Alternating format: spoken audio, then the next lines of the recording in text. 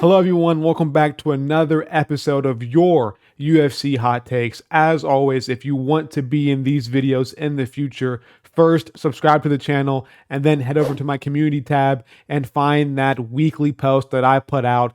Comment your hot take underneath that, and you're all set, good to go, and you have a very high chance of being in the following or future videos. But let's not waste any more time and let's dive right into your hot takes. Now, starting off with this, it's kind of a weekly theme of the channel so far since Tom Aspinall has beaten Sergey Pavlovich, but I'm going to say it again, probably for the third time.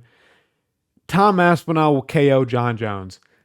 Yes, it is kind of a hot take. I've gotten a big mixed bag of this, of reactions from you guys. In my past videos, some of you were saying, yes, I 100% agree with you. I think Tom Aspinall will be able to beat John Jones.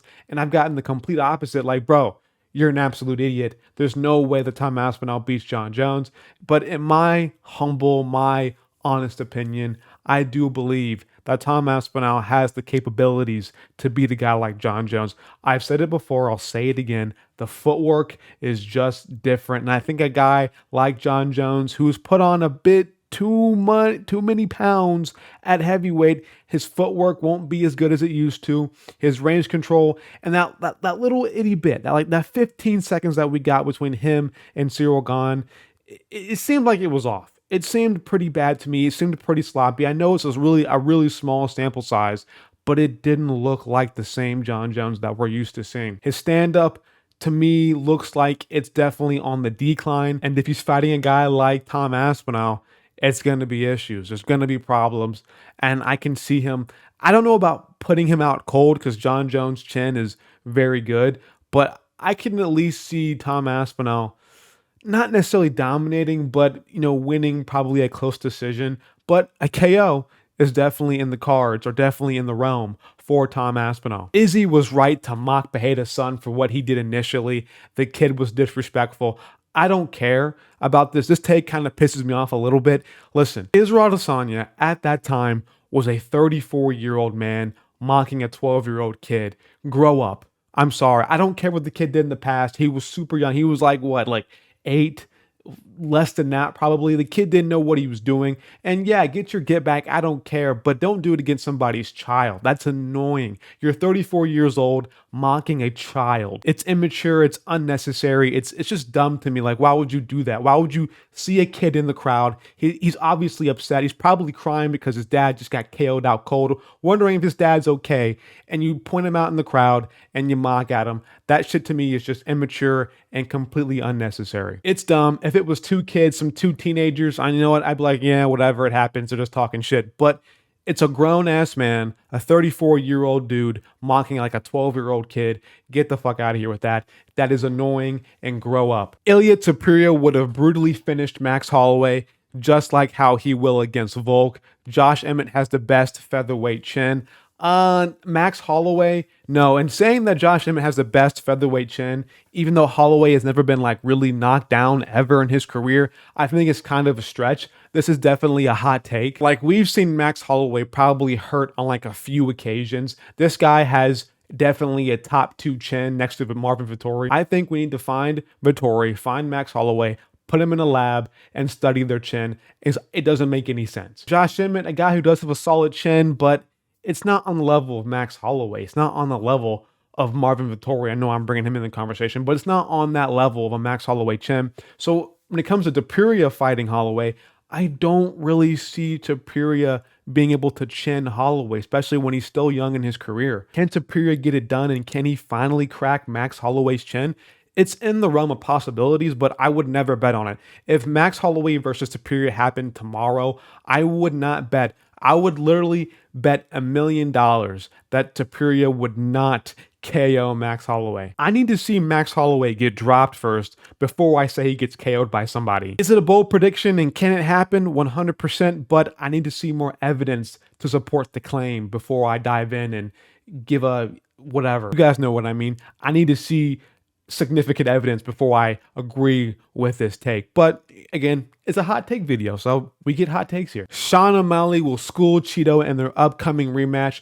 People don't want to admit that the nerve injury to O'Malley in their first fight was fluky because he isn't liked by a certain percentage of fans. But if you actually watch the fight, Sean was clearly winning. I agree 100% wholeheartedly. Sean O'Malley, and I will be picking Sean O'Malley to beat Chito Vera in their rematch. And if you do watch that first part of the fight before the perennial nerve kick, O'Malley was kind of schooling Chito on the feet. Let's be honest here. He was winning clearly, and that perennial nerve kick happened, and it all went downhill for O'Malley. I think on the feet, O'Malley is better. I think he's possibly slightly better or on the same level of Corey Sandhagen. And we saw what Corey Sandhagen did to Chito Vera. Chito Vera to me is a guy who has a really solid chin, who doesn't take any damage and gets better as the fight goes on. So maybe we might see Chito Vera get better as the fight goes on with O'Malley, and maybe he can have success in the later rounds, because we only saw like a round and a half before the perennial nerve kick between him and Chito. But I think in the early parts of the fight, we're going to see O'Malley tune up and school Chito Vera on the feet, and then as the fight goes on, we're going to see Chito have more success. But I'm 100% picking O'Malley to beat Chito later down the line. That perennial nerve kick, it happens in the sport. It is fluky. It's inherently fluky. It's like a sub 1% chance of hitting that nerve when you go for a leg kick. It's a very low percentage. And to me, Chito winning with that perennial nerve kick is like 1 out of 1,000 chance of that happening. And now, can Chito win 4 or 5 times out of 10 against Sean O'Malley? For sure, but by perennial nerve kick, I don't believe that. It's too randomized for it to happen again, and I think we'll see a different fight, and we'll actually see skill on skill who is the better fighter, and in my opinion, that is Sean O'Malley. Fighter pay is fine. The issue is that fighters live in high-cost areas, make poor financial decisions that they refuse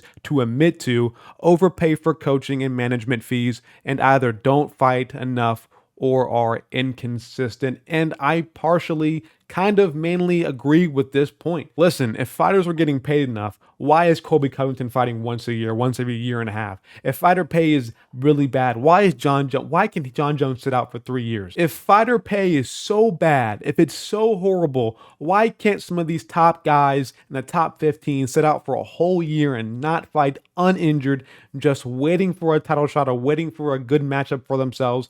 If it's so bad, why can they sit out? It's dumb. And I hear all the stories from these fighters all the time where they're talking about 90% of my pay is going to my coaches. What are you paying your coaches? You're getting finessed. And I understand, man, taxes, they can screw you over. Paying your coaches is definitely going to hurt. And some medical bills do definitely. I think when it comes to the top guys, they're getting paid enough, man. These top fighters in the UFC right now, they're getting paid quite enough. They can sit out, they can do all these things, they're getting paid quite a bit, and they are kind of making some dumb decisions. Why is was it Misha Tate who said that she was paying most of her money to her coaches? What kind of deal are you on, man? Fix your coaching deal. Go to a different gym or something. Why are you paying your coaches so much money? I understand you're at a high profile gym, but let's chill out a little bit. You're already pretty established in the UFC. You can go anywhere you want in the country and find a good gym to train at. That probably will treat you better and not make you pay as much. So when it comes to the top fighters in the UFC, I can definitely get along with that, but I kind of can see it for the guys who are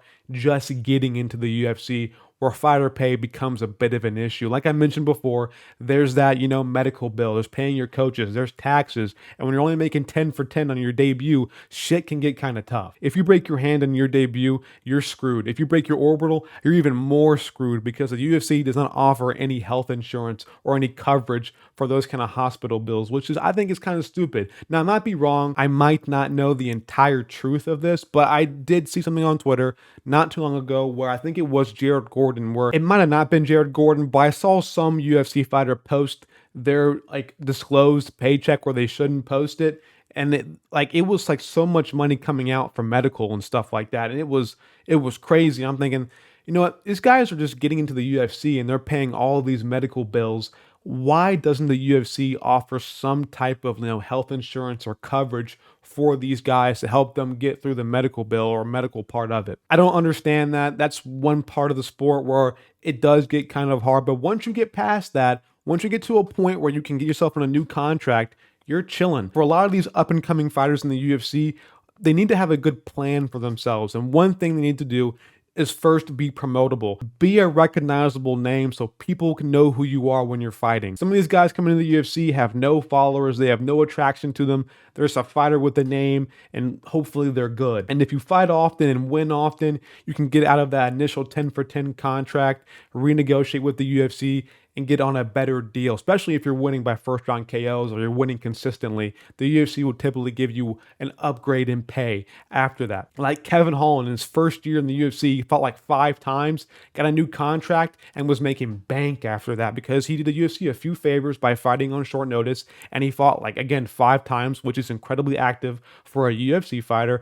And that led him to get rid of that old dumbass contract and sign a new one where he makes a good chunk of money. So as long as you can do those things and like at least try, and I know it's not the same for everybody because you can lose in the UFC or get cut, but as long as you can at least try to be promotable and be active in the early stages of your UFC career, you will most likely have success. Take short notice fights. I know it's hard, I know it's risky, but if you're doing the UFC a favor, they'll surely do you one the same. We've seen that in the past with everybody. People who take short notice bouts always seem to get some blessings from the UFC.